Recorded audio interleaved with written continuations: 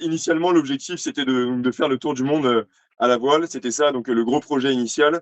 Et après, la réalité nous a rapidement rattrapés et nous a rappelé qu'on pouvait pas prendre autant d'années dans notre vie qu'on voulait pour mettre sa vie en pause. Et donc, avec un an, on s'est demandé qu'est-ce qui était réellement prestigieux, ambitieux. Il y avait le Tour de l'Atlantique qui nous était proposé et justement cette possibilité-là qui était donc une idée de l'oncle de Jean-Baptiste qui, à 20 ans, a traversé cette même route. Et donc, on s'est justement inspiré de lui pour pouvoir aller chercher quelque chose de grand pour pouvoir faire vraiment de cette aventure une grande aventure dont on sera fier dans quelques années. Oh, et déjà, je crois, et j'imagine que tous ceux qui vous suivent à terre, alors il y a la guilde, il y a les partenaires. Vous pouvez peut-être les citer d'ailleurs, les partenaires privés qui vous ont aidé, il faut les saluer. Ouais, bien sûr, bah, il y a donc Mosaïque, le groupe Visitech, Proéthique, groupe Cousin, et aussi donc Super U qu'on remercie parce que c'est aussi grâce à eux qu'on est ici aujourd'hui. Donc, Et qu'on peut troquer des pâtés et des terrines contre des écoutes neuves. Donc, c'est vraiment un bel avantage. Ah oui, c'est carrément bien. Alors, en quelques mots, pour ceux qui ne vous ont pas suivi, j'ai encouragé tout le monde, et je vais le faire encore, à suivre votre Polar Step. Vous avez aussi les applis qui suivent le bateau, etc. Donc, on vous suit un peu la trace, mais euh, vous êtes passé par, donc voilà, l'Atlantique évidemment. Donc, il y a eu quoi, le Golfe de Gascogne, les côtes ibériques, l'Afrique, c'est ça, hein, vous avez suivi, j'allais dire, la route vers le sud. c'est ça. Après, la route classique vers le sud initialement, que tous les bateaux qui sont autour de nous majoritairement prennent.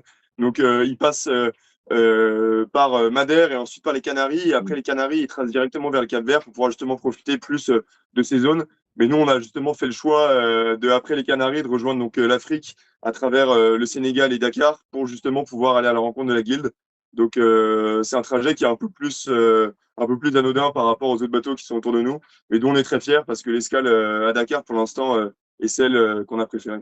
Hmm. En passant au Sénégal, vous avez pu aborder rapidement et rencontrer aussi des gens, des projets que la Guilde conduit là-bas. Je crois qu'il y a eu une étape notamment à Gorée, au musée de la mer. Vous pouvez nous en dire un petit mot? Ça doit être assez émouvant de découvrir un lieu ancien comme ça qui va renaître. Bah, déjà, l'île de Gorée, c'est un lieu qui est fort en histoire. Donc c'était déjà une, euh, une belle étape de pouvoir s'y rendre et un lieu de découverte et de presque, presque de deuil. Et le musée de la mer au milieu de tout ça, c'était bah, pour nous qui sommes passionnés de voile, qui aimons la pêche, qui aimons la faune et la flore, pouvoir voir un peu un registre de toutes les espèces que l'on peut retrouver dans l'océan Atlantique et notamment sur les côtes sénégalaises. C'était une expérience cette fois qu'on n'avait pas eue jusqu'à maintenant. Et qui plus est, c'est un lieu qui est historique, qui est fort, ouais, qui est fort en histoire et qui était d'autant plus touchant, c'était d'autant plus touchant de pouvoir s'y rendre et discuter avec ceux qui dédient leur vie à le rénover.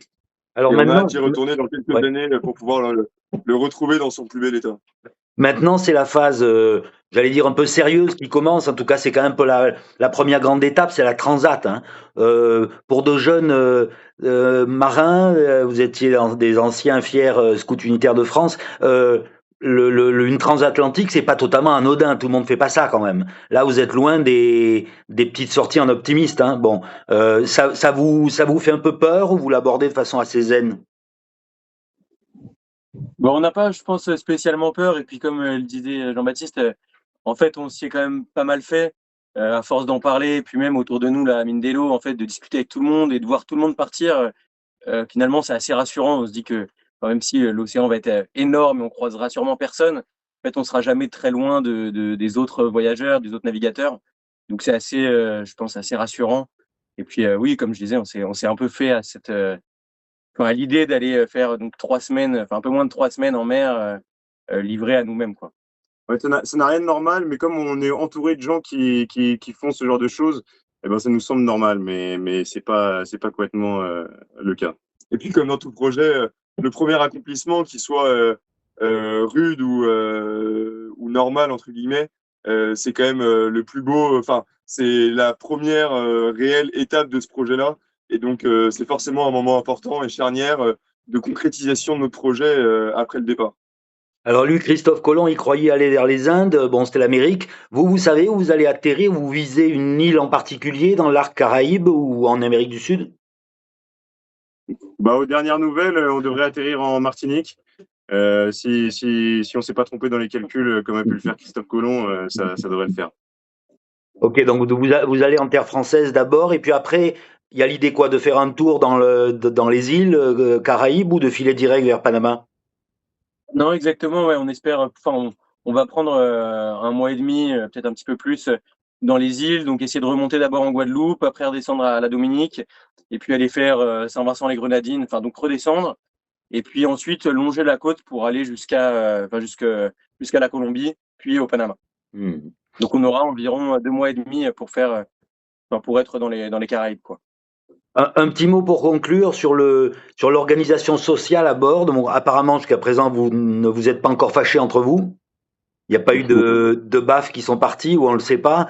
Est-ce que, bon, c'est tout ça étant viril mais correct, comme on dit, est-ce qu'il y a un système d'organisation sociale sur un bateau quand on est trois amis, trois copains comme ça? Bah, il y a un système d'organisation sociale, mais de notre côté, ça s'est un peu fait tout seul, dans la mesure où sur des grandes navigations, par exemple, pour l'instant, la plus grande, c'est 7 jours qu'on a faite. Et la plus grande organisation qu'on ait, c'est les quarts de nuit. Donc, la responsabilité de tenir le bateau pendant que les autres dorment.